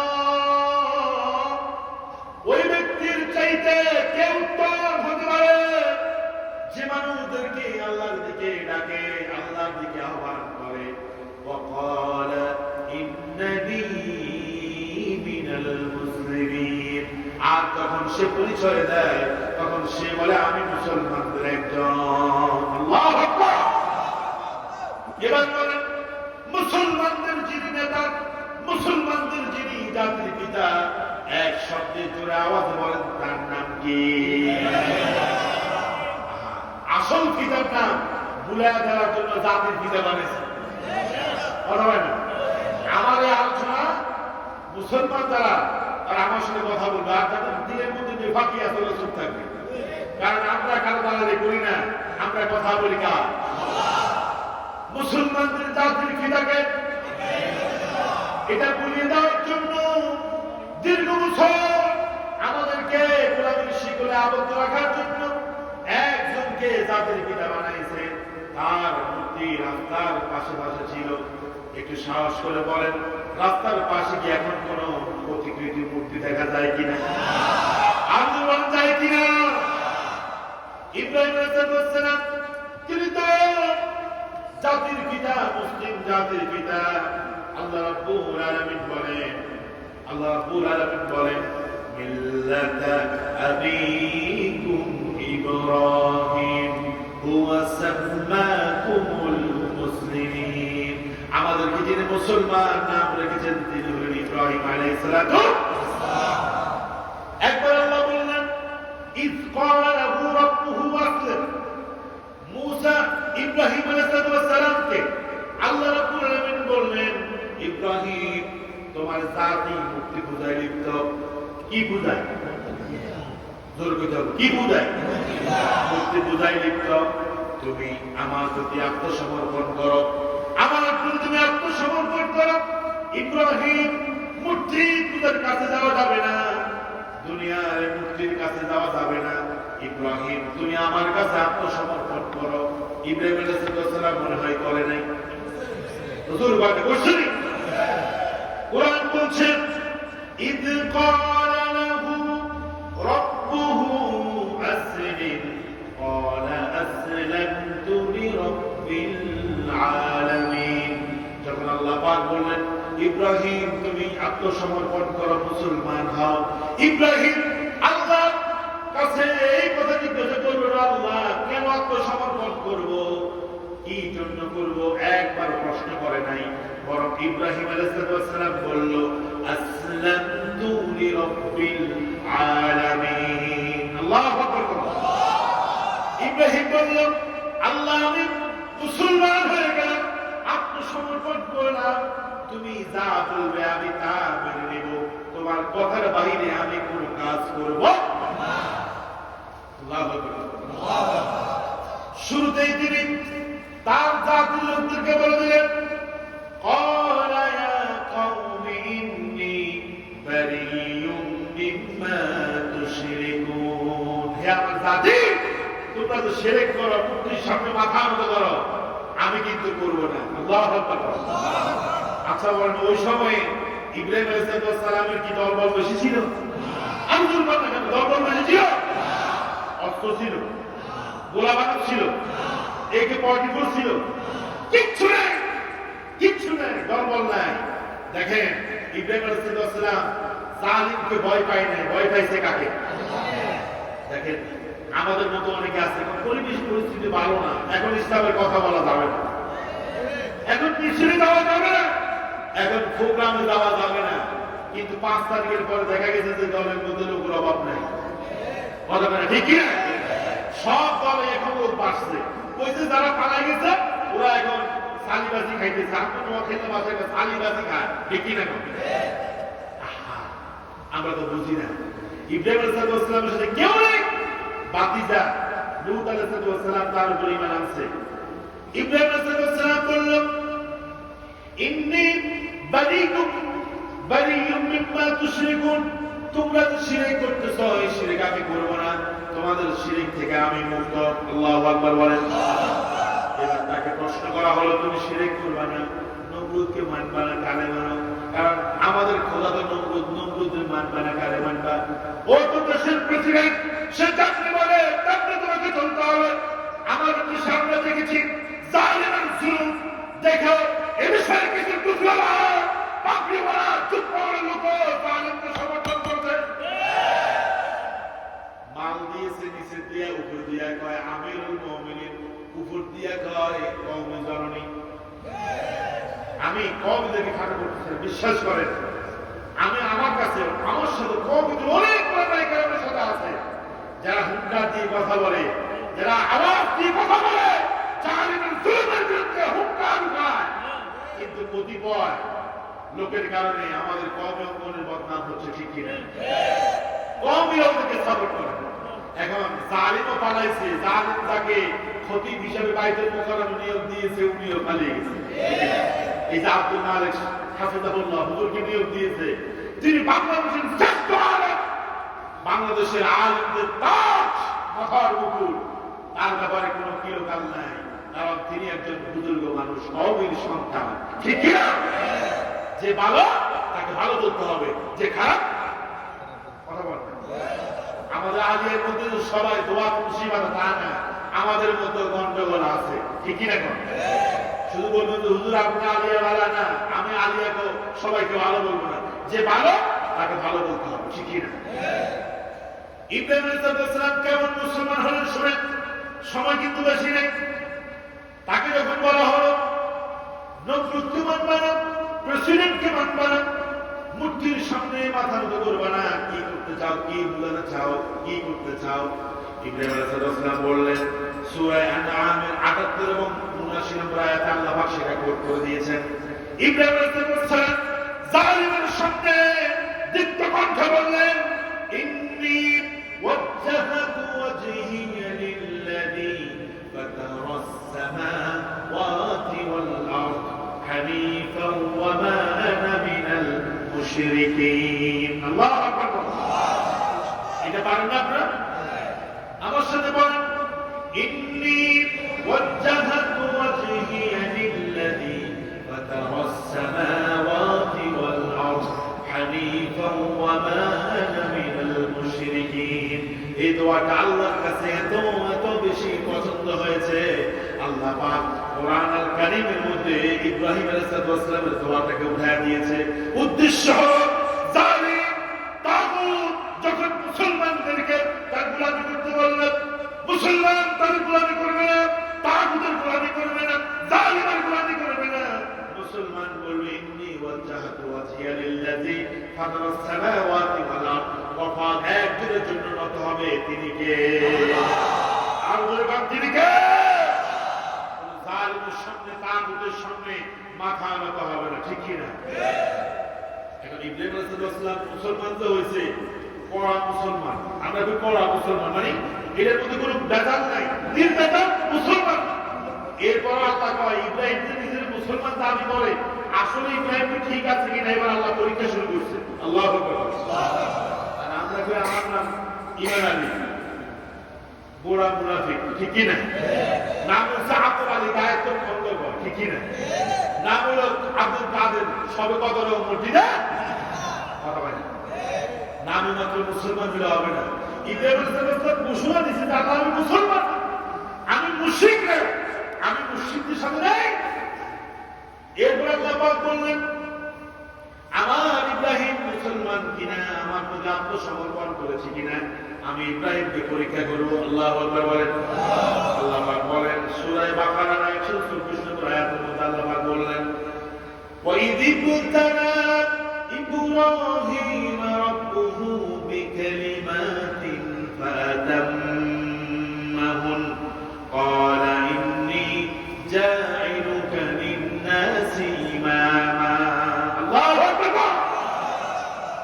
আল্লাহ ইব্রাহিমকে জাতির নেতা এমনি বানায় না, আপনার নেতা বানান কারে? মদখোর, গাঁজাখোর, ইয়াবাখোর, নারীখোর, ধর্ষক, খুনি, হাইজাকার, চোর, ডাকাত, দুর্নীতিবাজ। আর আল্লাহ পাক বলেন আমি ইমাম বানিয়েছি একজন খাঁটি মুসলমান ইব্রাহিমকে। আল্লাহু আকবার। শিক্ষা করে নাই। অনেকে তো মাহফিলে গেলে কি হইব, আর কি হইব? দেখছেন ইমানের সার যুক্তেছে কিনা? নেতা কারে বানাবেন, মুসলমান নাকি মুনাফিক? আমার নেতার চরিত্র ফুলের মতো পবিত্র। আমি কই হ্যাঁ ঠিক আছে, তোমার নেতার চরিত্র ফুলের মতো পবিত্র, নামাজ পড়ে না এক ওয়াক্ত, গাঁজা খায় 5 ওয়াক্ত, ঠিক আছে? ওই যে এক লোকে গেছে চেয়ারম্যানের কাছে কারেক্টার সার্টিফিকেট আনার জন্য, চারিত্রিক সনদ। এখন ইউনিয়ন পরিষদে গেছে, যাওয়ার পরে সচিব কি খবর বকুল মিয়া? হ্যাঁ ভালো। কই আসছো? চেয়ারম্যানের কাছে আসছি। কেন? ওই যে একটা চারিত্রিক সনদ লাগবে। সচিব বলছে আরে তুমি কোন দেশে থাকো? বাংলাদেশে থাকো নাকি দুবাইতে থাকো নাকি কলকাতা থাকো? কি হয়েছে আমি তো জানি না। আমাদের চেয়ারম্যান সাহেব তোমার আর কি চারিত্রিক সনদ দিবে? উনি তো দর্শন মামলাতে 3 বছরের জেল গেছে। কয় বছর? যিনি কারেক্টার সার্টিফিকেট দিবে ওনার চরিত্রই ঠিক নাই, ঠিক কিনা? কথা বলেন ঠিক কিনা? নেতার খাটের নিচে কি পাওয়া যায়? হ্যাঁ, টাকা পাওয়া যায়। এরপর কুকুরের মধ্যে টিম পাওয়া যায়। এরপর নেতার পাকঘরের মধ্যে ওই যে আপনার আটার বস্তা পাওয়া যায়, ঠিক কিনা বলেন? খাটের নিচে তেলের খনি পাওয়া যায়, দেখছেন? আল্লাহ রাব্বুল আলামিন বললেন ইব্রাহিম যখন বলল আল্লাহ আমি আত্মসমর্পণ করলাম, তুমি যা বলবা তা আমি মেনে নিব। কারণ মুসলমান তো হলো সেই ব্যক্তি যে ব্যক্তি ইসলাম অর্থাৎ কমপ্লিটলি আল্লাহর উপরে কাছে সারেন্ডার করে, আল্লাহর কথার বাইরে, ইসলামের কথার বাইরে, কোরআনের কথার বাইরে কোনো কাজ করে না। আল্লাহ পাক বলছেন আমি ইব্রাহিমকে পরীক্ষা করলাম। কি পরীক্ষা? সন্তান নাই। ইব্রাহিম আলাইহিস সালামকে আল্লাহ বৃদ্ধ বয়সে সন্তান দিলেন। সন্তান দেওয়ার পর আল্লাহ পাক বললেন ইব্রাহিম তুমি তোমার বিবি এবং তোমার পুত্র সন্তান ছোট্ট বাচ্চাটাকে নিয়ে তুমি এমন একটা জায়গার মধ্যে জায়গায় যেখানে মধ্যে কোনো শস্য উৎপাদন হয় না, যেখানে কোনো গাছপালা নাই, শস্য উৎপাদন হয় না, কোনো মানুষ থাকে না, নির্জন জায়গার মধ্যে তুমি তোমার সন্তানটাকে নিয়ে যাও। আল্লাহু আকবার। আমি বক্তা, আমার যদি আল্লাহ এটা বলতো ইলহামের মাধ্যমে আমি পারতাম? আমাদের হুজুর পারত? মাওলানা আরিফুল ইসলাম বারাকাতি পারত কিনা? কেউ পারত না। আমি বলি ওই বাইতুল্লাহ শরীফের ইমাম সাহেবের কাছে যদি একটু মেধাম আসতো উনি পারতো না, কারণ নবজাত সন্তান বৃদ্ধ বয়সে আল্লাহ পাক দিয়েছে, দেওয়ার পর আবার বলতেছে ওই সন্তান স্ত্রীর সহ এমন জায়গায় রেখে আসতে হবে যেখানে কোনো মানুষ বসবাস করে। ইব্রাহিম আলাইহিস সালামের পরীক্ষা শুরু, আসলে আল্লাহর মানে কিনা, ইসলাম গ্রহণ করছে কিনা, মুসলমান হয়েছে কিনা। মুসলমান মানে হলো আত্মসমর্পণ করা কার কাছে? আল্লাহ। ইব্রাহিম কো আল্লাহ আমি রাজি। যখন বাইতুল্লাহ শরীফের কাছে যেখানে কোনো শস্য নাই, ফসল নাই, গাছপালা নেই, দুই পাশে শুধু পাহাড়ের পাহাড়, ইব্রাহিম আলাইহিস সালাম যখন রেখে যাচ্ছিল তখন হাজেরা বলল, ও ইব্রাহিম আমাদেরকে এখানে রেখে যাচ্ছেন, আহাদা আমরুল্লাহ, এটা কি আপনার রবের আদেশ কিনা? আপনার রব আল্লাহ তিনি আপনাকে নির্দেশ দিয়েছে কিনা? ইব্রাহিম আলাইহিস সালাম বললেন, অবশ্যই অবশ্যই আমার রব বলেছে।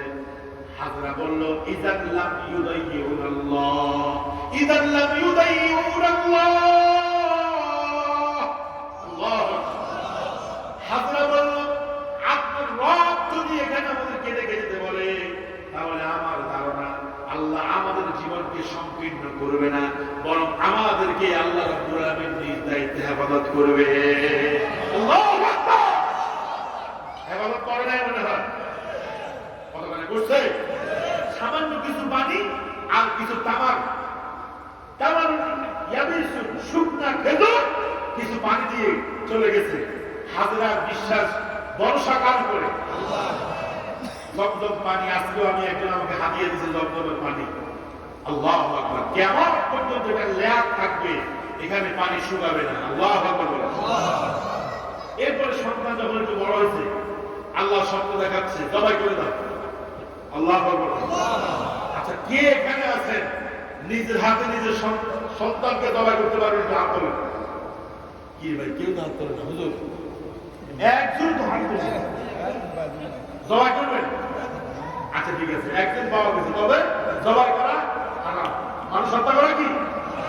কিন্তু উনি বলছে, ওনার আদর থেকে বলছে, ঠিক আছে আল্লাহ তুমি জবাই করবে, উনি বলছে ঠিক আছে। শুনেন আমার ভাইরা, এখানে তো একজন পাওয়া গেছে কক্সবাজারের কুতুবদিয়াতে 10 থেকে 15,000 মানুষ হবে। আমি জিজ্ঞাসা করছি, একজন হাত তোলে নাই, বরং হাতের শক্ত করে ধরছে, বুড়ো বুঝতে নাই। আমার ভাইরা, আল্লাহ পাক বলছেন দেখেন কেমন মুসলমান। আল্লাহ পাক বলছেন, আমি ফিনিশিং কিভাবে দিয়ে দেখেন। আল্লাহ পাক বলছেন ইব্রাহিম সন্তানকে জবাই করবে। ইব্রাহিম বলছে, ইয়া বুনাইয়া ইন্নী আরা ফিল মানামি আন্নী আযবাহুকা ফানজুর মাযা তারা। ইসমাঈল, ও আমার কলিজার টুকরা সন্তান, ইন্নী আরা ফিল মানামি, আমি স্বপ্ন দেখলাম তোমাকে, আমি আন্নী আযবাহুকা, আমি তোমাকে জবাই করতেছি। ফানজুর মাযা তারা, what's your opinion, what's your view, তোমার মতামত কি একটু বলো, তোমার মতামত কি একটু বলো। আমার ভাইয়া, এক মুহূর্তের জন্য ইসমাঈল বিচলিত হন নাই, বরং ইসমাঈল বলল, ইয়া আবাতি ফাআল মা তু'মার সাতাজিদুনি ইনশাআল্লাহু মিনাস সাবিরিন। আল্লাহু আকবার। ছেলে কুরবানি হতে রাজি, বাবাও কুরবানি দিতে আল্লাহু আকবার। আর আপনি ফলাফল দিকে মসজিদের দিকে যা, ওটা যায় মেলার দিকে, ওয়াশরুম দিয়ে যা, ওটা যায় ফুচকার দোকানের দিকে। বাবা আজকে মাহফিল হচ্ছে আইয়নগর নিজি বাড়ির মসজিদে, কেউ ওয়াশরুমে যায়, একটু ভালো হবে, খোলা গেছে ফুচকা খাইতে। আমরা যেরকম 32 নম্বর, খোলা নেতৃত্বে 63 নম্বর, ঠিক কিনা? কথা ঠিক কিনা? খোলা মানে যেরকম বাবা এরকম, বাবা যেরকম খোলা হয় না। ইব্রাহিম আলাইহিস সালাম বলছে জবাই করতে চায়, আল্লাহ বলছে খোলাটা কি? ইসরাঈল আলাইহিস সালাম বলছে ঠিক আছে, দেরি করতেছেন কেন? ইয়া আবাতি ফাআল মা তু'মার, এক্ষুনি আল্লাহর আদেশ পালন করেন। সাতাজিদুনি, বসিরে আপনি আমাকে পাবেন ইনশাআল্লাহ। কি বলছে? ইনশাআল্লাহ মিনাস সাবিরিন, ধৈর্যশীলদের কাতারে। অনেক ধৈর্যশীল বাচ্চা পৃথিবীতে ছিল, আপনি তাদের মধ্যে আমারও পাবেন। অহংকার করে নাই যে আমার ধৈর্যশীল পাবেন, কয় না আমি শুধু ধৈর্যশীল না, বিপদ আরো অনেকে পড়ছে, তারা ধৈর্য ধরছে, আমিও বিপদে পড়ছি, ধৈর্য ধরতেছে। আল্লাহু আকবার। নিরহংকারী, সুবহানাল্লাহ। এভাবে কত পরীক্ষা ইব্রাহিমকে দিয়েছে আল্লাহ। ইব্রাহিম আলাইহিস সালাম সবগুলোতে আল্লাহ তাআলা বলছে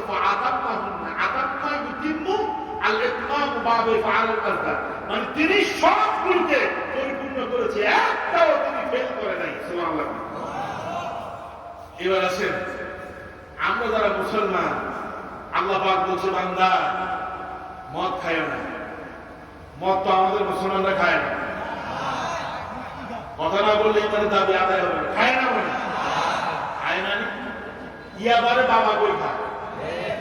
খায় মানে কি ইয়াবারে? আমাদের এই আইনি নগরে মনে হয় যে ইয়াবা নাই, বাবা নাই। কক্সবাজারে একটা ঘটনা মনে করছে। কক্সবাজার একটা মাহফিলে প্রধান অতিথি আমার আলোচনার আগে আলোচনা করছে 20 মিনিট বিপ্লবী আলোচনা। হুঙ্কার দিছে যে আমার এই এলাকাতে কোনো মাদক চলবে না, ওই চলবে না, সেই চলবে না। তাহলে আলোচনা শেষে দোয়া মুনাজাত করার সময় অনেক দোয়া করছি নেতার জন্য, যে নেতা বলছে মাদক ইয়াবা জুয়া চলবে না, মাদক চলবেই না। আলোচনার শেষে যখন খাবার টেবিলে গেছি, একজন আমার কানে কানে হুজুর আজকে দোয়া করছে নেতার জন্য। নেতা চরিত্র জানেন কি চরিত্র? ওই নেতা তো হচ্ছে মাদক সম্রাট। উনি মাদকের বিরুদ্ধে বক্তব্য দিচ্ছে, আর আপনি বলতেছেন মাদকের সম্রাট। এটা কি বুঝলাম না। তো হুজুর উনি বলছেন মাদক চলবে না, মানে উনি যেটা বিক্রি করে, ওনার যেটা ডিলার, ওনারটা চলবে, অন্য নেতাদেরটা চলবে না। বুঝলেন?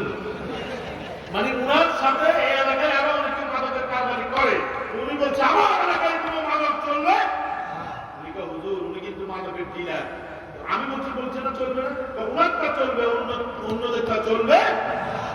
তাহলে নেতা উপর দিয়া খুব বুজুর্গ, ভিতর দিয়া 30 নম্বর। ঠিক কিনা বলে? আমার ভাইরা, ইব্রাহিম আলাইহিস সালাম নিজেকে মুসলমান বলেছে। আল্লাহ পাক যখন যা করতে বলেছে তা করেছে, যা ছাড়তে বলেছে তা ছেড়ে দিয়েছে। আমি আর আপনি মুসলমান দাবি করি, আমরা এখনো মাদক ছাড়তে পারি না। ঠিক কিনা? জোর করে না, ঠিক কিনা? আমরা কি মুসলমান আছি না গেছি? ওরকম আছে। আল্লাহ বলছে মাদক সেবন করা যাবে না, ফাজতানিবুহু, এটা ত্যাগ করো, বাদ দাও। আমরা আরো লাইসেন্স দিই। বিগত স্বৈরাচাররা করে তারা চেয়েছিল 100 জন মদখোর যে এলাকায় আছে, ওই এলাকায় মদের বার করার জন্য। খাইছে না? ভাই আপনার কি ওদের কোনো আত্মীয় হননি? কথা বলবে না। ওরা চেয়েছিল এই দেশে মদের বার করার জন্য। ঠিক কিনা? গ্রামে গ্রামে বিভিন্ন অঞ্চলে মদের বার করার জন্য। হোটেলের মধ্যে আপনার ওই যে আপনার 7 খান, আরসি গোলা খান, এগুলো যে রিজার্ভ করা হয়, তারা বলছে যে হোটেলে লাইসেন্স দিয়ে মদ রাখা যাবে। এদেশের মুসলমান গর্জে উঠেছে যে মদের বার করতে দেবো না। ঠিক কিনা? আমরাও দেখেছি ওরা রাতের বেলা বোতল খাইতো, দিনের বেলায় উল্টো পাল্টা বলতো। ঠিক কিনা? চাঁদপুরে একটা ছিল মহিউদ্দিন খান আলমগীর, সাভারের রানা প্লাজা বিল্ডিংটা ধসে পড়ছে, পুরান বিল্ডিং। রাজদূত বলছে যে বারবার বলছে বিল্ডিং ভেঙে পড়বে, কর্মী সরাও। কর্মী সরায় নাই, ওটা ভেঙে পড়ছে। সকালবেলা সাংবাদিকরা এসে মখা আলমগীরকে জিজ্ঞাসা করতেছে, স্যার এই যে বিল্ডিংটা করছে কারণ কি? কয় যে ওই যে জামাত শিবিরের লোকেরা টাকা দিয়ে ফেলা দিচ্ছে, বিএনপি টাকা দিয়ে ফেলা দিয়েছে। কথা কথা আমি চিন্তা করি যে কয় বোতল খাইছে। আচ্ছা খাইছে ভালো কথা, যদি ম্যাথ সহজ যেটা আছে সেটা খাইতে দেখে পুরোটি উল্টা পাল্টা বোতল। ঠিক কিনা? খাইছে যে খাইছে, ডেট এক্সপায়ার্ড হয়ে গেছে। ঠিক কিনা? সুতরাং মুসলমান দাবি করেন আল্লাহ যেটাকে হালাল করেছেন সেটাকে হালাল হিসাবে নিতে হবে, আর আল্লাহ যেটাকে হারাম করেছেন সেটা হারাম হিসাবে নিতে হবে। এবার বলেন মাদক হারাম করেছে কে? আর আমার দেশে লাইসেন্স দেয়, লাইসেন্স দিয়ে খাইতে যায়, আর লাইসেন্স দিয়ে না খাইলে না যায়। ঠিক কিনা? পরিমণির বাসার মধ্যে মদ পাইছে নি? ভাই কথা বলে না, ভাই কথা বল না, হয়েছে নি? পরিমণির মামলাও নাই, কিছু নাই, কারণ ওটার লাইসেন্স আছে। আর আপনার ঘরে পাইলে আপনার জেল দিবে, তবে জেলে বেশি দিন থাকতে হবে না। আমার এলাকার একটা ইয়াবা বিক্রি করে, যায় আর আসে, যায় আর একদিন একজন জিজ্ঞাসা করছে, কি রে গতকাল দেখলাম ডিবি তোর 3 বছর জেল দিলে, এখন দেখি রাস্তা। আরে ভাই বুঝবি না, এটা হলো আমাদের মামুন বাড়ি, ঠিক কিনা? এক অফিসার ঘুষ খাইছে, ঘুষ খাওয়ার কারণে প্রমাণ হয়েছে, 3 বছর জেল দিছে। 3 দিন পর রাস্তার মধ্যে হাঁটতেছে। আমি জিজ্ঞাসা করলাম, ভাই পত্রিকায় উঠলো, জাতীয় পত্রিকায় ঘুষ খাওয়ার কারণে 3 বছর জেল হয়েছে, এখন দেখি আপনি রাস্তায় হাঁটতেছেন। ভাই ঘুষ খাওয়া জেলে গেছি, আবার ঘুষ দিয়া জেল থেকে বাইরে ওর কথা বলে। আল্লাহ যেটাকে হারাম বলেছেন সেটাকে গ্রহণ করা কোন মুসলমানের কাজ হতে পারে। মদ হারাম, আপনি যদি কোন আরাম, তাহলে আপনি মুসলমান না। সুদ মনে হয় যেন আরাম। বহু মুসল্লি আছে নামাজে পড়ে সুদ খায়, সুবিধাবাদ চিন্তা হয়। আমি ওই যে আলোচনা শুরুতে বলছি, যেই দিকে ছাতা বৃষ্টি ওই দিকে ছাতা, এটা না মুসলমান নয়, ঠিক কিনা? সুবিধাবাদ চিন্তা হওয়া যাবে না। বলছে যে আল্লাহ আমি মুসলমান, আল্লাহ পরীক্ষা নিয়ে দেখছে আসলে মুসলমান। আমরা পরীক্ষায় উত্তীর্ণ হতে পারি না। এখান দিয়ে নামাজ পড়ি, এখান দিয়ে সুদের কারবার করি, এখান দিয়ে হজ করি, এখান দিয়ে মানুষের জমিন জাল দলিল করি, এখান দিয়া দরবেশ বাবা কি সুন্দর দাঁড়ি, এরপরে পাঁচবার জন্য দাঁড়িগুলা চাইছে সাগর পাড়ে দিয়া ওই আপনার মায়ের মাথায় চাইছিল। হ্যাঁ মনে আছে না? এখন কিন্তু জেলখানে থাইকা সাতার কিন্তু এখন দাঁড়িয়ে আবার সাদা হয়েছে, ঠিকই না? বাঁচার জন্য কেউ দাঁড়িয়ে ফেলে দিয়েছে, আবার কেউ দাঁড়িয়ে রেখেছে। বাঁচা যাবে না, আল্লাহ ধরা বড় শক্ত, ঠিক না? আমার আলোচনা শেষ, তাই বুঝা গেল। আমি শেষে যেটা বলতে চাই, মুসলমান তখনই হবেন আল্লাহ যেটাকে হারাম করেছেন সেটা আপনি হারাম হিসেবে মানবেন। যদি আপনি বলেন নামাজ পড়বো, এখান দিয়ে শুধু খাবো, আপনি মুসলমান না, ঠিক না? নামাজ পড়বেন, ঘুষ খাবেন, মুসলমান না। নামাজ পড়বেন, জুয়া খেলবেন, মুসলমান না। নামাজ পড়বেন, ইসলাম মানবেন না। আপনি আবার ওখান দিয়ে হারাম খাবেন, আপনি মুসলমান হতে পারবেন না। এই জন্য নিজেকে মুসলমান যদি দাবি করতেই হয়, তাহলে আল্লাহ যা বলেছেন, রাসূল যা ধরতে বলেছেন তা ধরবেন, এই কোরআনে যা নিষেধ আছে সেটাকে বাদ দিয়ে দিবেন। পারবেন? কারা কারা বলেন? হাত তোলেন, বলেন লিল্লাহি তাকবীর, লিল্লাহি তাকবীর। আল্লাহ আমাদেরকে খাঁটি মুসলমান হিসেবে কবুল করো, আল্লাহ আমাদেরকে জান্নাত হিসেবে কবুল করো। বলেন আমিন। জান্নাতে যেতে চান তো সবাই? আল্লাহ বলছে ওয়ালা তামুতুন্না ইল্লা ওয়া আনতুম মুসলিমুন। মুসলমান না হয়ে মরো না। আর মুসলমান না হয়ে মরলে কবরে ফেরেশতাদের উত্তর দেওয়া যাবে না। আমার রব্বুকা ওয়া মা দীনুকা, যখন বললো তোমার দ্বীন কি ছিল, আপনি যদি ইসলাম না মানেন, মুসলমান না হন, তাহলে দ্বীন আর ইসলাম কি বলতে পারবেন?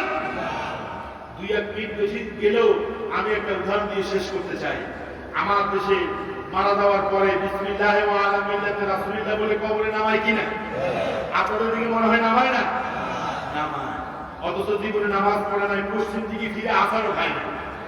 ইসলাম মানে নাই, বরং ইসলাম মানার সাথে বিরোধিতা করেছে, মুসলমানদের বিরুদ্ধে ষড়যন্ত্র করেছে, রাসূলকে নেতা মানে নাই।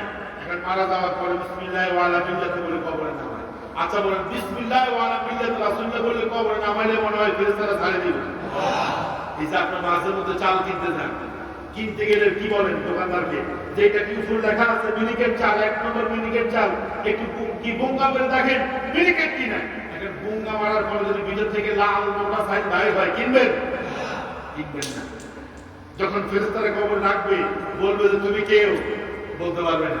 কোন আদর্শে, বলতে পারবে না। আমি মনে করি মনে মনে আবার দুনিয়াতে যেটা বলছে ওরা জয় বাংলা বলে কিনা, বলবে না। আমার বীরগঞ্জের, আমি নাম বলবো না, এক লোক সে বাবার দাঁড়ায় বলছে আমি মৃত্যুর সময় যেন জয় বাংলা বলে, পরটা বললাম না, জয় বাংলা আর ওটা বলতাম আমি মরতে পারি, নাউজুবিল্লাহ। এটা কি মুসলমান? অথচ আপনাদের এখানে বেঈমান কইতেন, আপনারা লয়ে যুক্ত, ঠিক কিনা? এই জন্য আমরা মুসলমান হতে হবে, ইসলাম মানতে হবে, কোরআনের সমাজ কায়েম করতে হবে। কোরআনের সমাজ কায়েম করা ছাড়া এদেশের শান্তি আশা করা যায় না, ঠিক কিনা? এদেশে কোরআন প্রতিষ্ঠিত হোক, ইসলাম প্রতিষ্ঠিত হোক। আপনারা কি চান? কারা কারা চান? দুহাত আল্লাহকে দেখি না। লিল্লাহি তাকবীর, লিল্লাহি তাকবীর।